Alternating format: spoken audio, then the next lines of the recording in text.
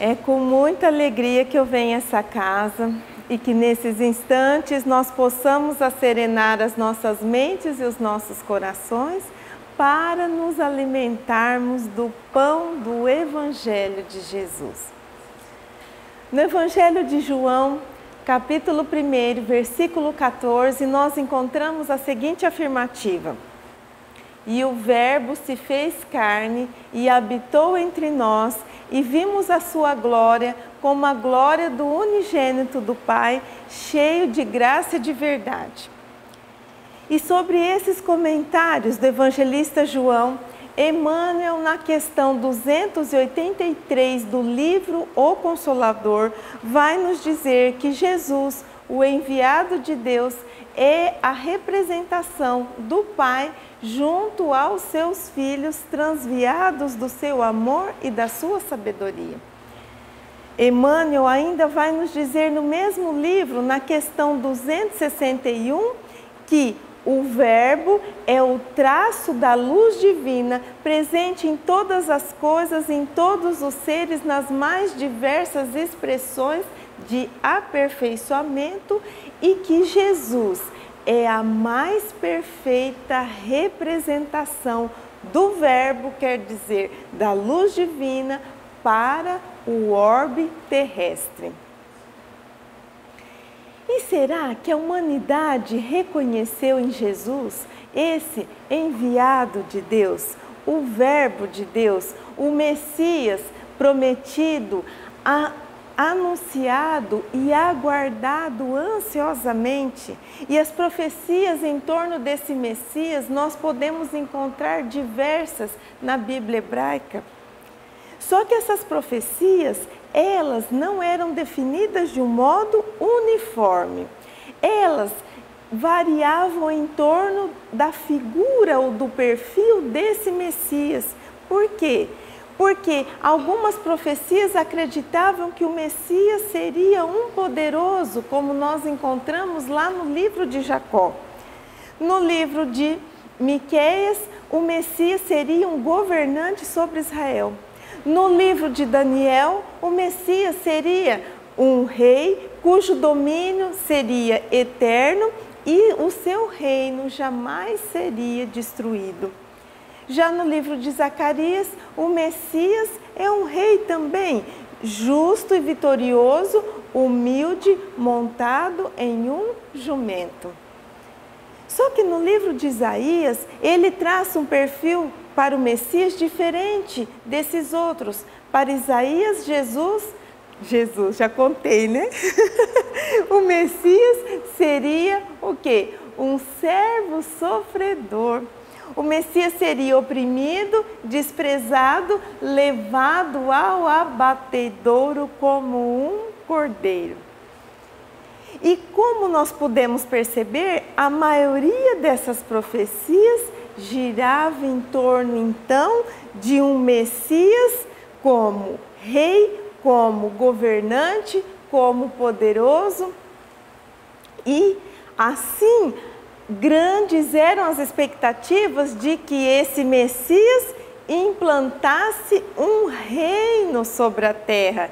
E como seria esse reino? Eles esperavam um reino de pacificação e de justiça, onde os humildes, onde os fracos tivessem voz e tivessem vez. Eles esperavam por um reino onde predominasse o império desse ungido, desse Salvador, sobre a ruína dos reinos terrestres. Então eles acreditavam que viria esse Salvador, esse prometido, destruiria os reinos terrestres existentes e implantaria, proclamaria um novo reino. Por quê? Porque os reinos terrestres estavam maculados pela injustiça, pela corrupção e pela desigualdade. Nasceu, cresceu e viveu Jesus entre nós.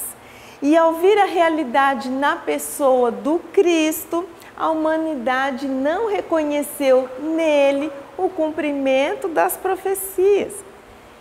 E por que isso aconteceu?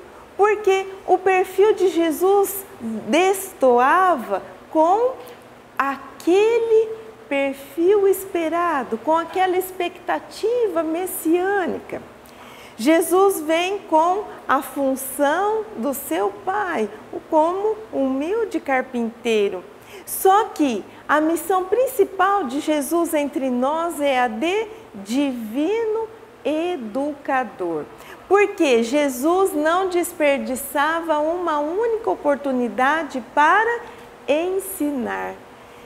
E se nós analisarmos, a sua vida representa uma fonte viva de ensinamentos, desde o seu nascimento na manjedoura, onde ele nos ensina a humildade, até o seu desenlace na cruz, que ele também termina sua passagem terrestre com a humildade e com a resignação aos desígnios divinos.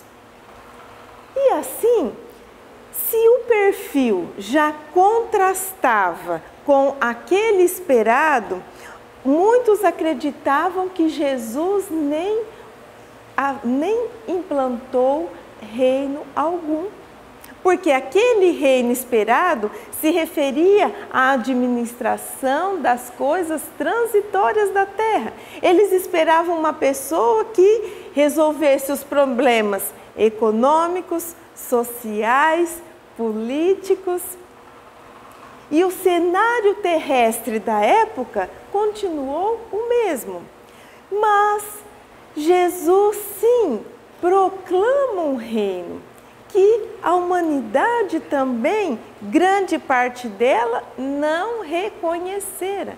Jesus proclama o reino da palavra. Essa semente incorruptível, a palavra de Deus viva e que permanece para sempre, como nos diz o apóstolo Pedro na sua primeira epístola, capítulo 1, versículo 23.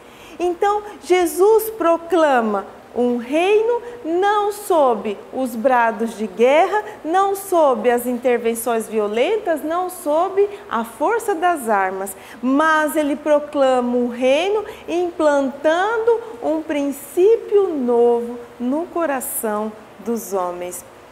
E assim, Jesus vem lembrar a humanidade da sua natureza divina, mas sua, quando eu digo, da humanidade. Ele vem lembrar a natureza divina de cada um de nós.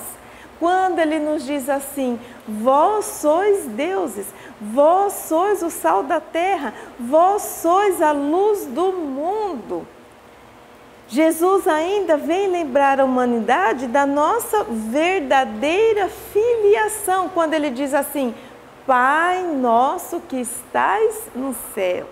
Então, o Pai Criador é Pai de todos, não apenas dos filhos de Israel e não apenas dos convertidos ao judaísmo, como muitos acreditavam.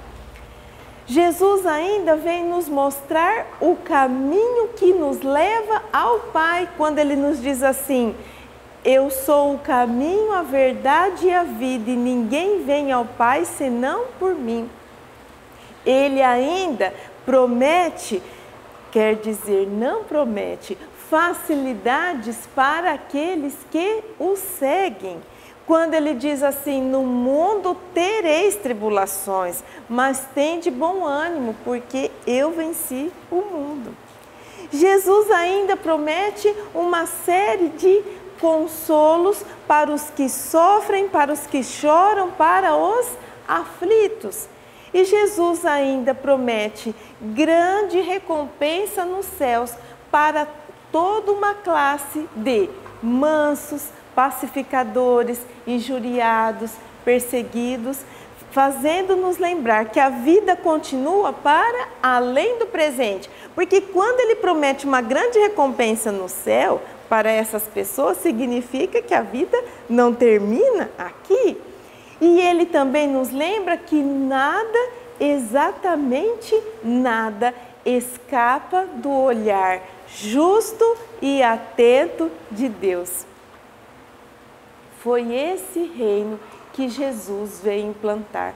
um reino de natureza divina, um reino onde ele exerce não sentado em um trono situado nas pairagens terrestres, mas o seu trono está situado desde os primórdios desse planeta nas orbes celestiais. Por isso até que ele mesmo diz que o seu reino não é desse mundo, a sua administração não é das coisas transitórias da terra. Ele não veio para isso, ele veio para algo muito mais importante. E assim, se nós olharmos sob esse ponto de vista, Jesus sim foi um libertador, como as profecias anunciavam, mas ele foi um libertador das consciências humanas. Jesus veio para libertar a humanidade da ignorância, da cegueira espiritual. Jesus veio para despertar a humanidade para as verdades divinas. E se conseguirmos compreender a natureza divina do seu reino, Jesus sim foi um rei, Jesus sim foi e é um governante do nosso planeta.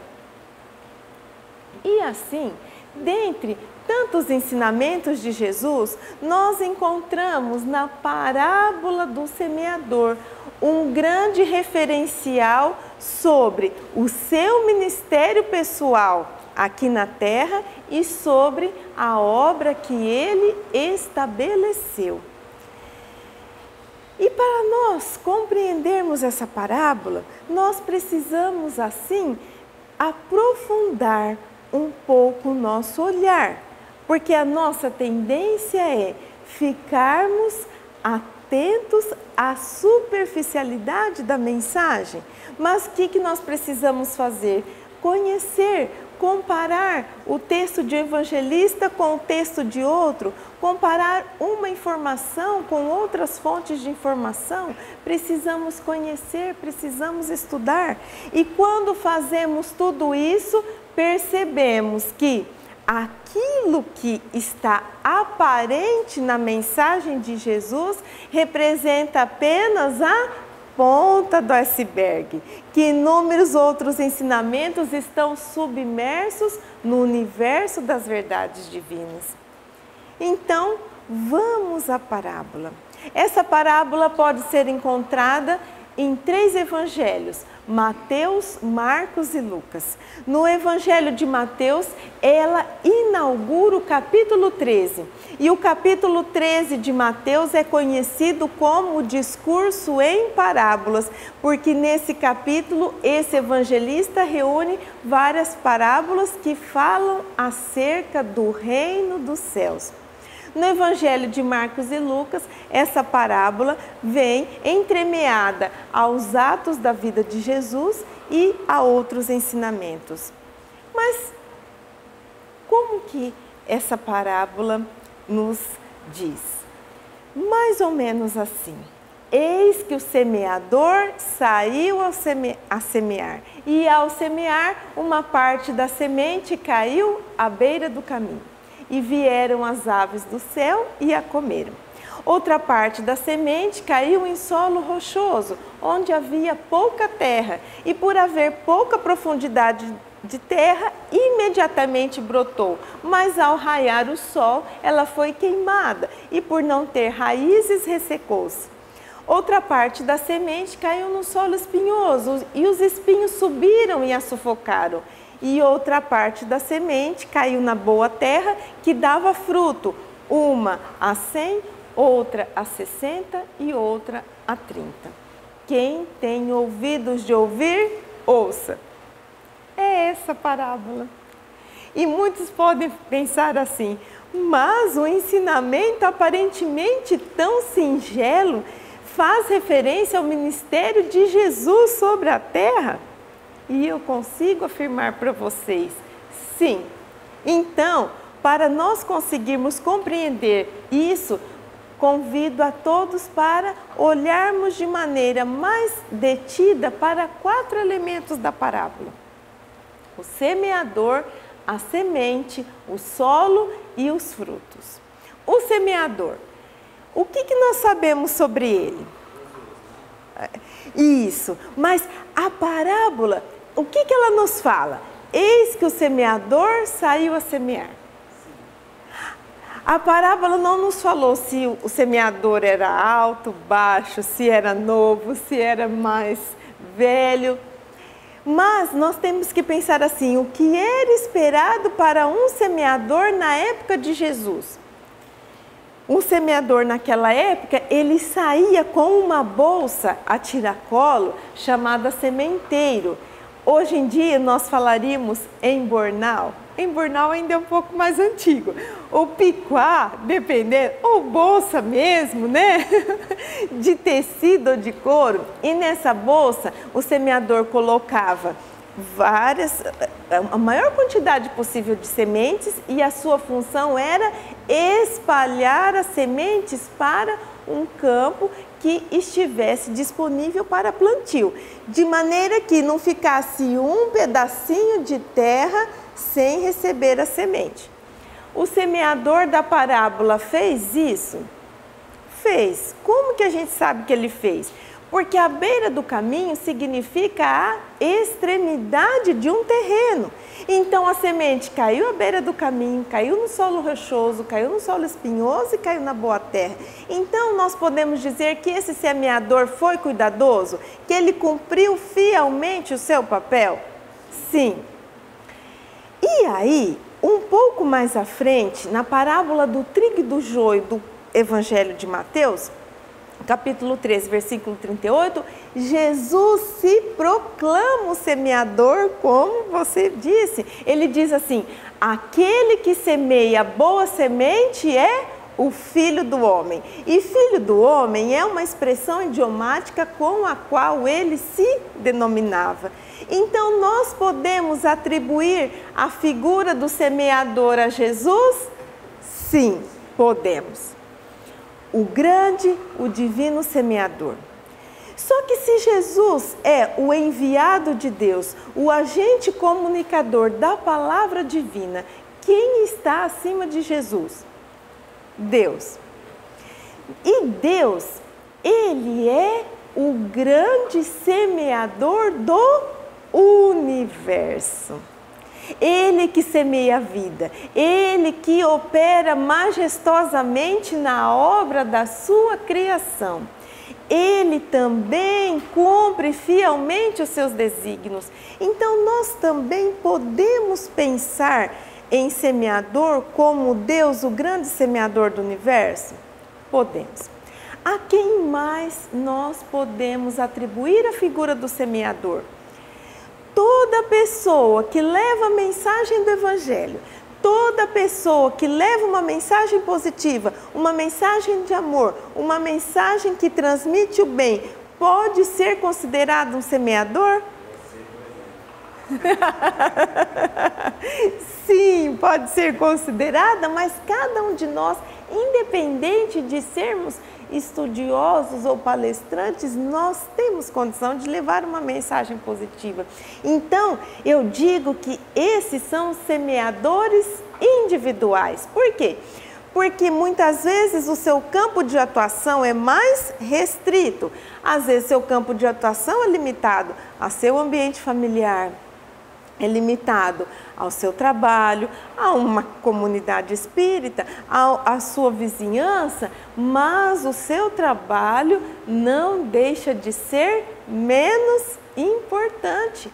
E da reunião dos esforços dos semeadores individuais, nós temos, por exemplo, uma casa como essa.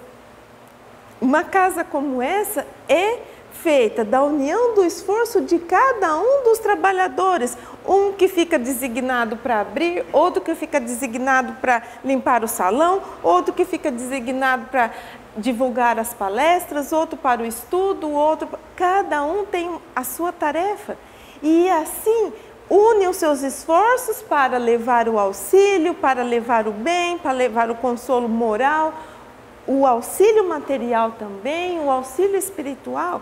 E não só acontece isso em casas espíritas, mas em todas as entidades filantrópicas, em todas as atividades cujo objetivo é o bem comum. E a semente? O que significa essa semente? No Evangelho de Marcos e de Lucas, eles nos dizem que a semente é a palavra, que a semente é a palavra de Deus. Então, Jesus vem espalhar essa semente divina da palavra sobre a terra. Porque no contexto da parábola, no contexto em que ela foi proferida, nós podemos atribuir principalmente a Jesus como esse divino semeador, não esquecendo que também é possível atribuir o semeador à figura de Deus e a de cada um de nós. Então, esse semeador vem lançar essa palavra divina, essa palavra que vem trazer as verdades divinas para a humanidade. Só que somente através da palavra é possível semear a verdade divina? O que vocês acham? Não, porque Jesus, ele transmitiu a palavra de Deus através dos seus ensinos, através das suas pregações, mas também vivenciando tudo aquilo que ele ensinava. Então, quando Jesus curava corpos e almas, ele estava fazendo o quê? Semeando a semente da renovação, da esperança e de uma nova oportunidade na vida daquelas pessoas. Quando Jesus olhava carinhosamente, compreensivamente para alguém, o que ele estava fazendo? Ele estava semeando a semente da misericórdia e do consolo para aquelas pessoas sofredoras. Então, nós podemos entender como semente toda a verdade divina que é disseminada através da palavra falada, da palavra escrita, mas também através das nossas ações. E os solos? O que representam os solos? Os solos representam as disposições do coração para receber a mensagem do Evangelho e a sua reação a essa mensagem. Então, nós podemos dizer que o solo representa os níveis de receptividade dessa semente. Então, vamos lá, à beira do caminho. Como que é um solo à beira do caminho? É um solo endurecido. Por quê?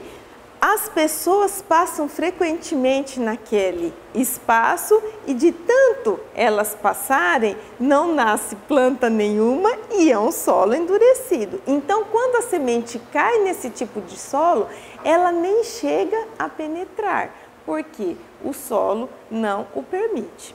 E nós podemos comparar esse tipo de solo a que tipo de ouvinte?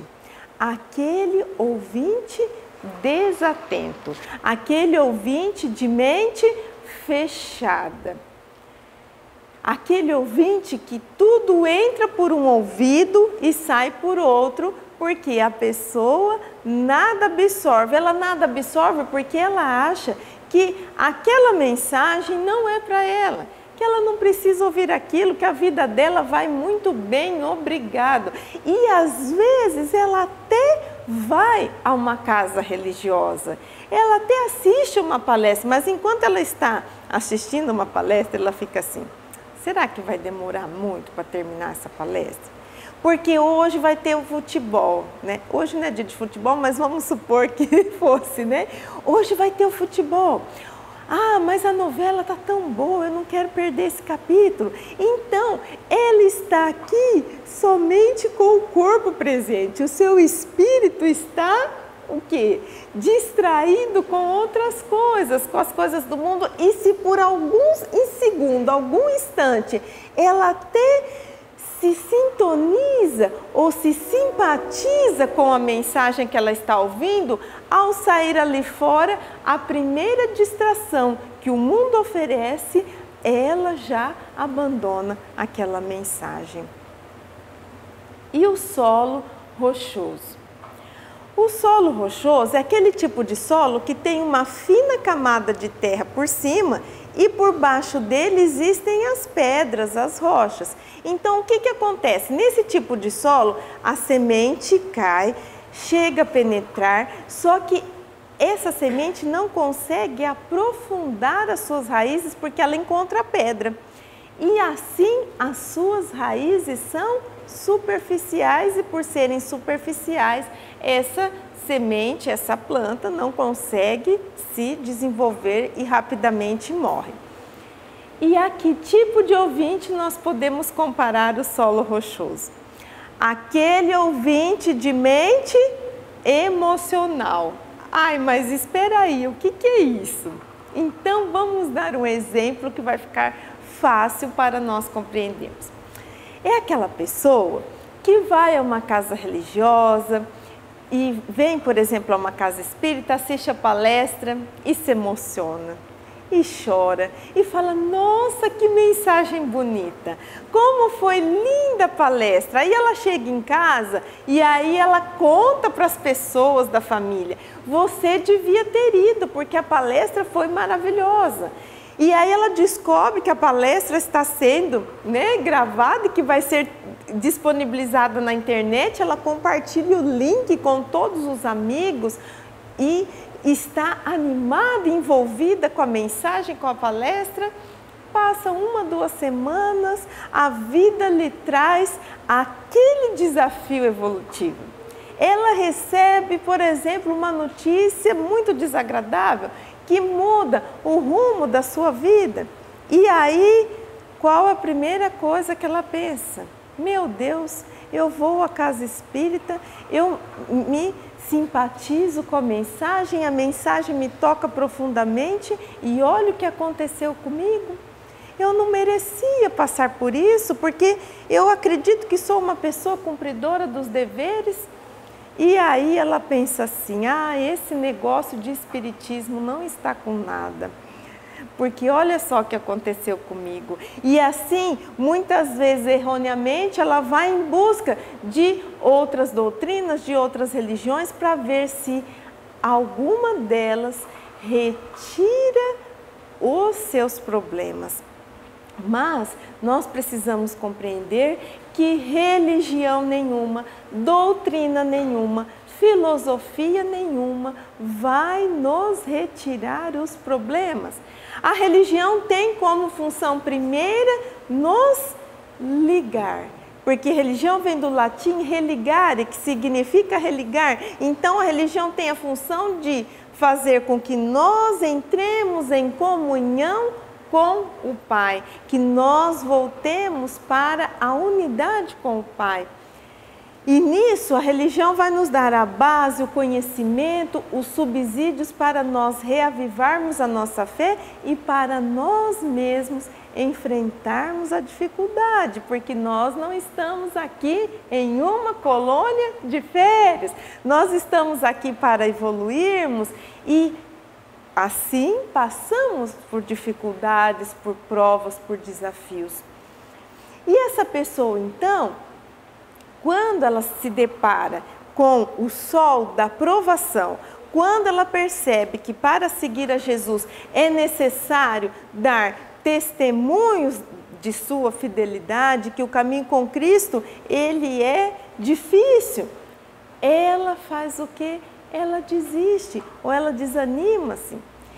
E essa pessoa esquece que o caminho com Jesus pode ser difícil sim, mas como todos os outros caminhos, só que o caminho com Jesus traz uma alegria, uma paz de espírito que ninguém pode nos retirar, porque é a alegria e a paz da consciência tranquila do dever cumprido. Então, essa pessoa, ela tem uma fé frágil, como as raízes dessa planta que se desenvolve no solo rochoso, e a sua adesão à verdade é superficial. E o solo espinhoso?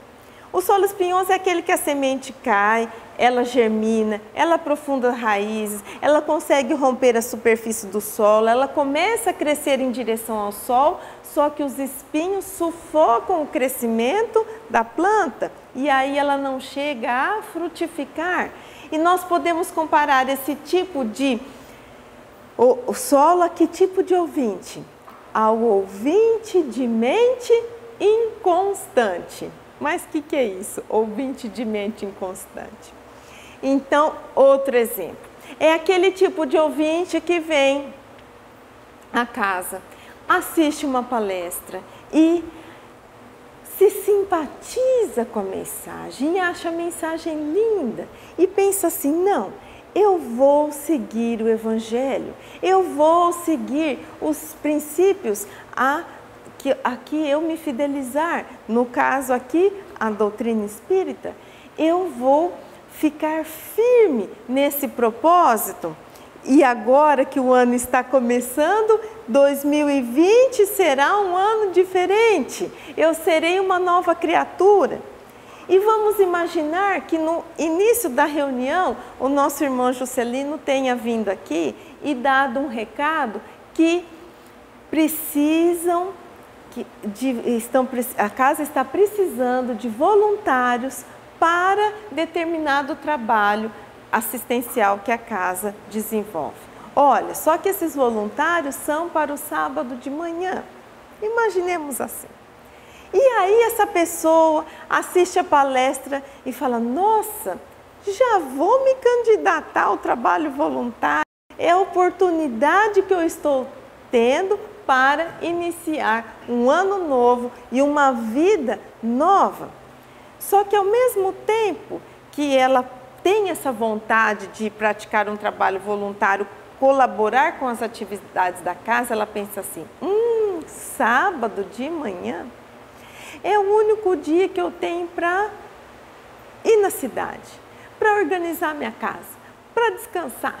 Ou então, sábado de manhã, quase todo sábado eu me reúno com a minha família e tem aquele churrasco tão gostoso. Ai, mas sábado vai exigir muito de mim, vai ser muito sacrificante, não vou falar nada não vou me candidatar. Deixa, tenho certeza que lá existem pessoas muito dedicadas e que elas vão dar conta do recado. Então, quer dizer, ao mesmo tempo que a pessoa quer seguir o Evangelho, quer se fidelizar à mensagem, ela também quer vivenciar as coisas e os convites que o mundo oferece a ela. Então ela fica com um pé aqui, outro pé ali, e aí ela não vai a lugar nenhum, e aí ela não produz. Só que aqui nós precisamos fazer uma ponderação para não sermos injustos nas nossas ponderações. Por quê? Nós somos seres espirituais, só que nós estamos encarnados em um mundo material. Então, nós vivemos em um mundo material e estamos sujeitos às leis materiais, às leis da nossa cidade, à nossa Constituição e tantos outros estatutos e leis, porque as leis têm a função de organizar e reger uma sociedade. Então, nós precisamos ser responsáveis com o nosso corpo, precisamos cuidar da nossa saúde, alimentação, etc. Não podemos abusar desse corpo. Nós precisamos ser responsáveis com o nosso trabalho. Somos remunerados para isso. Aquele que nos empregou confia que nós estamos desenvolvendo uma tarefa com honradez, com honestidade, cumprindo com os nossos deveres. Nós precisamos ser responsáveis enquanto cidadãos, não poluindo o meio ambiente, não jogando lixo na rua, não lavando as calçadas, né, com água, porque às vezes ao invés de varrermos as calçadas, nós não varremos e ficamos lá com a mangueira. Quanto isso é noticiado para que se evite. Precisamos ter cuidado com os recursos naturais, a água principalmente. E outro dia eu até comentei um exemplo simples, enquanto escovamos os dentes, vamos fechar a torneira.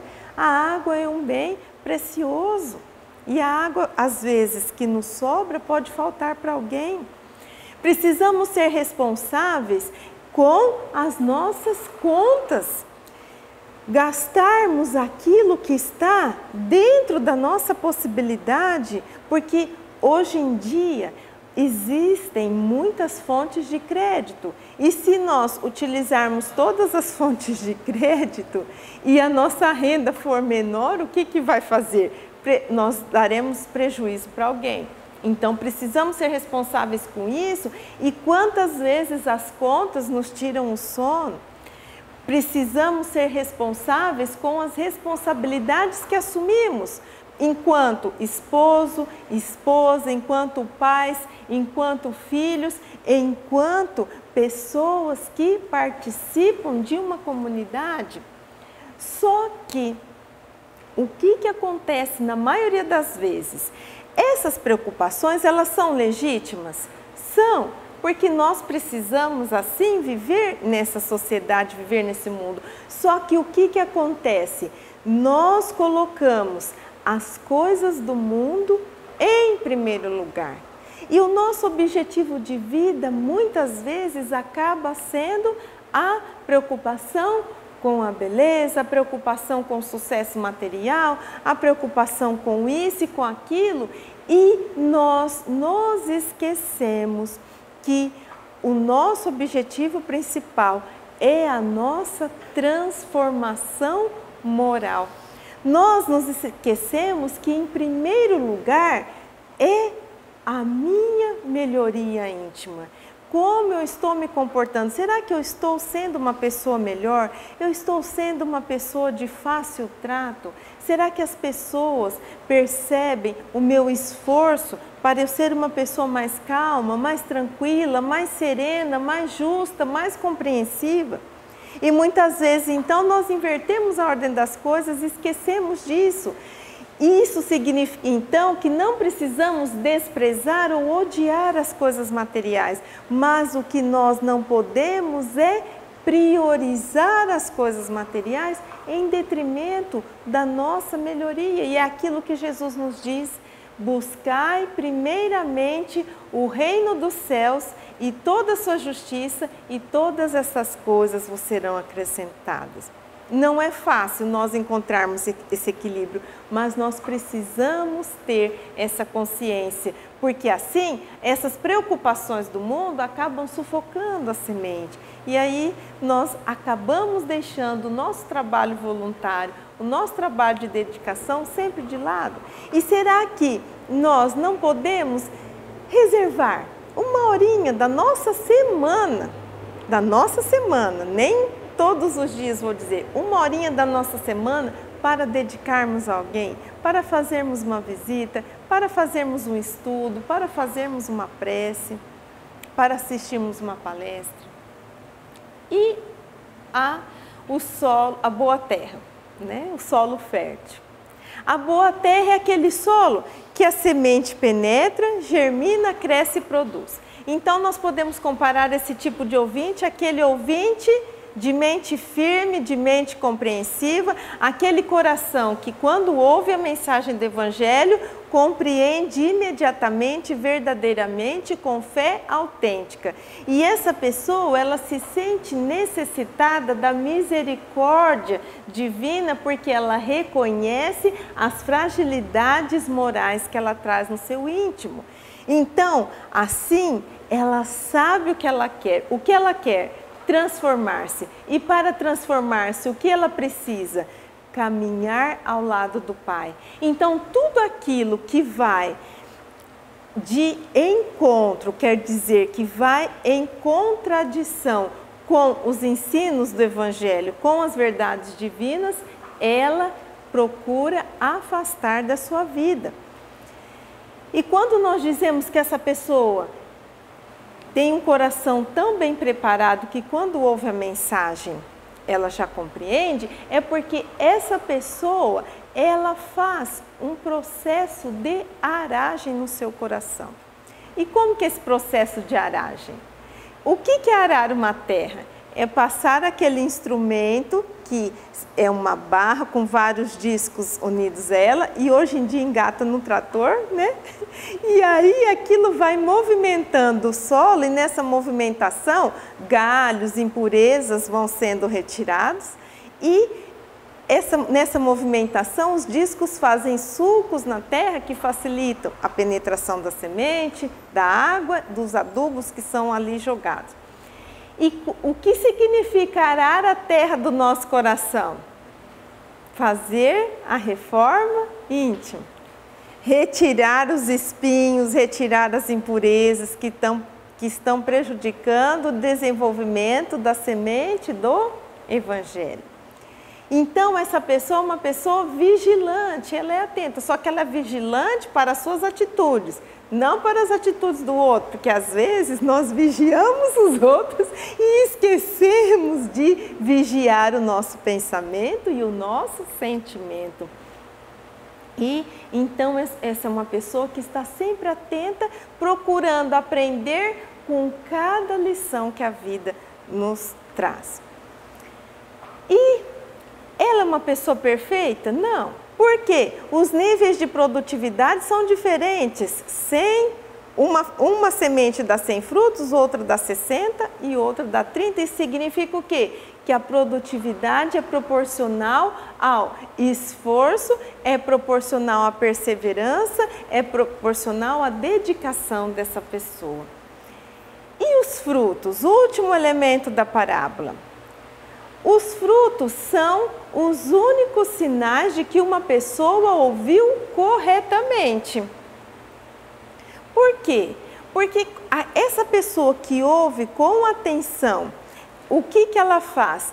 Ela atende aquele conselho que a mensagem lhe traz. Quando a nossa mãe dizia assim, minha filha, escuta a sua mãe, o que ela estava querendo dizer? Ouvir, se nós somos dotados da capacidade de audição, nós estávamos ouvindo. Mas, quando ela falava escuta, ela queria dizer obedece, atende ao conselho da sua mãe. Então, a pessoa que escuta verdadeiramente a mensagem do Evangelho, ela obedece e atende essa mensagem. Então, essa pessoa produz os frutos da obediência, os frutos do arrependimento. E os frutos nós podemos dizer que são as virtudes intelectuais e morais conquistadas pelo esforço próprio e incorporadas permanentemente ao patrimônio do Espírito. E esses frutos nós podemos dizer que são virtudes como a paciência, a compreensão, a mansidão, a paz, o amor, a benevolência, a compaixão, o domínio próprio, o autodomínio e a alegria, a perseverança. A alegria por quê? Porque aquele que ouve e acalenta a mensagem divina no seu coração é alegre porque ele sabe que nada nos separa do amor de Deus, como nos diz o apóstolo Paulo. Então ele sabe que por mais difícil que seja o caminho, por mais tortuosa que seja a estrada, ele nunca está sozinho, porque o Pai está com ele. E o que é mais bonito dessa pessoa que adquire as virtudes, que são esses frutos maravilhosos, é que ela compartilha esses frutos lançando sementes de auxílio, de apoio, de carinho ao seu redor, porque uma pessoa amorosa, ela vai lançar a semente do amor. A compreensiva vai lançar a semente da compreensão, e é aí que está a chave para nós compreendermos o ministério de Jesus sobre a terra. Porque todo aquele que atende, que ouve a mensagem do Evangelho, é um colaborador, é um construtor do reino dos céus que Jesus proclamou há mais de 2000 anos aqui na terra, porque cada ação no bem que nós fazemos é e representa um tijolinho que nós assentamos nesse reino de pacificação e de amor que Jesus veio nos trazer.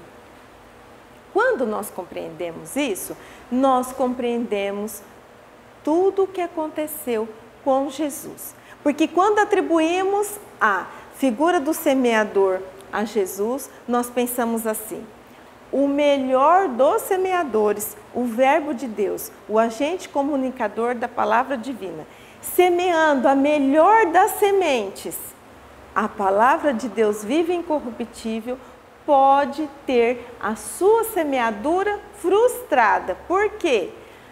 A responsabilidade do semeador é semear. A responsabilidade pelo crescimento da semente é de quem? Do solo.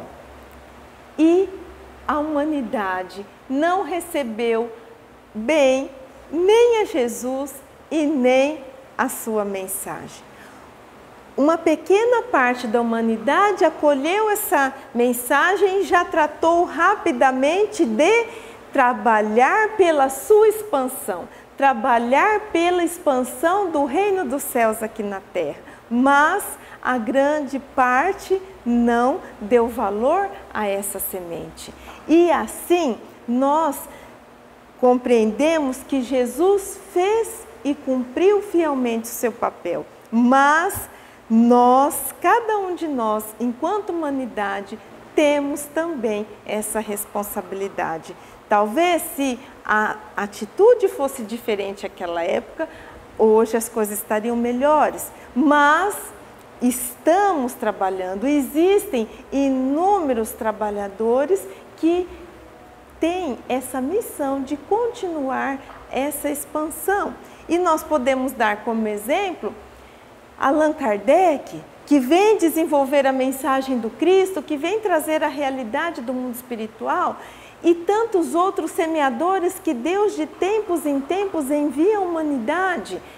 Chico Xavier, o nosso doce semeador, Divaldo Franco, Madre Teresa, Irmã Dulce, Gandhi e tantas outras personalidades que trabalham para espalhar o amor, o bem. Quantas personalidades que trabalharam pela expansão do Espiritismo aqui mesmo no Brasil e trabalharam para a expansão da mensagem do Evangelho.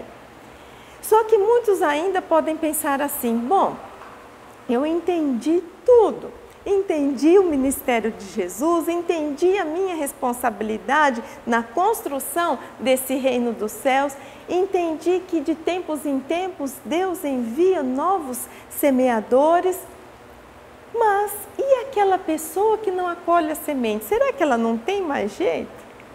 Será que ela não tem chance de um dia colher? E o que eu posso dizer? Que sim, porque nenhuma ovelha se perderá e oportunidades são renovadas a cada instante para que cada um de nós possamos acolher essa semente. E muitas vezes nós, além de oportunidades de conhecimento, além de situações da vida que nos trazem um esclarecimento, nós muitas vezes estamos com o solo do nosso coração tão endurecido, que Deus utiliza de um recurso que eu denomino carinhosamente de arado celeste. O que é o arado celeste? É porque muitas vezes o solo do nosso coração está de um jeito que precisa arar a terra. E como que ele vai arar a terra do nosso coração? Colocando alguma coisa em nossa vida que vai mexer com as nossas estruturas, que vai volver a terra do nosso coração, para ver se nós conseguimos então deixar essa semente penetrar e se desenvolver. Só que aqui precisamos fazer outra observação. A dor, a dificuldade tem uma finalidade pedagógica, que é nos ensinar e principalmente nos depurar das nossas imperfeições. Então, a finalidade é comum, mas a causa das nossas dores são diversas. Pode ser que trazemos grandes débitos de vidas pretéritas, pode ser que nesta presente existência nós cometemos algumas atitudes equivocadas e estamos colhendo o resultado, a consequência dessas atitudes, mas também não podemos descartar que muitas vezes a dor é esse recurso extremado do Pai para que nós não nos percamos no caminho, para que nós não nos afastemos dele. E assim, ele coloca a dificuldade não como um castigo, não como uma punição, mas como uma forma de nos aproximarmos dele. Assim, meus queridos, já encerrando, eu gostaria de deixar como mensagem para cada um de nós que refletíssemos diante de tanta grandeza e beleza dos ensinos de Jesus e diante da grandiosidade do ser do Cristo, como nós estamos acolhendo a mensagem do Evangelho. Que tipo de solo nós temos sido? Qual tem sido a nossa produtividade na gleba da vida? Será que, em virtude de tudo aquilo que eu já conheço acerca da mensagem do Cristo, acerca da doutrina espírita, será que eu estou produzindo o esperado, o suficiente? E o que nós temos semeado? Porque até então nós falamos da boa semente, mas existe sim a má semente. Será que nós estamos semeando essa boa semente? Será que nós estamos compreendendo o nosso irmão como aquele igual a mim, que também tem as suas necessidades, as suas vicissitudes, os seus momentos de fraqueza, e assim olhamos para o nosso irmão com compreensão, com empatia? E quando a dor bate à nossa porta, como que nós reagimos? Será que nós esbravejamos? Será que nós nos revoltamos? Será que nós negamos a passar por determinada situação? Será que nós conseguimos refletir que a dor pode ser esse recurso amoroso do Pai para que nós nos transformemos? Que eu desejo para cada um de nós é que, quando essa dificuldade, muitas vezes indesejada por todos nós, bater a nossa porta, nós possamos refletir mais ou menos assim: enxerga a dor como tua aliada, que o solo do teu coração prepara para receber a semente lançada pelo Mestre Maior na grande seara. Bendiz assim a dificuldade que te convida a compreender: não há paz, nem mesmo felicidade sem os ensinos de Jesus viver. Descobre em cada problema o desafio e não te deixes cair em desvario. Busca no solo do seu coração os nutrientes da fé a te sustentar. Trabalha e prossegue sem desanimar. Em tudo coloca o amor em ação. Permita brilhar a tua luz. Sê como a boa terra que produz os frutos da obediência. Desperta a tua consciência para o sol divino do Evangelho. Abandona por completo o homem velho e todo o desejo que acalente, que sufoca a divina semente. Obrigada pela atenção de todos e muita paz.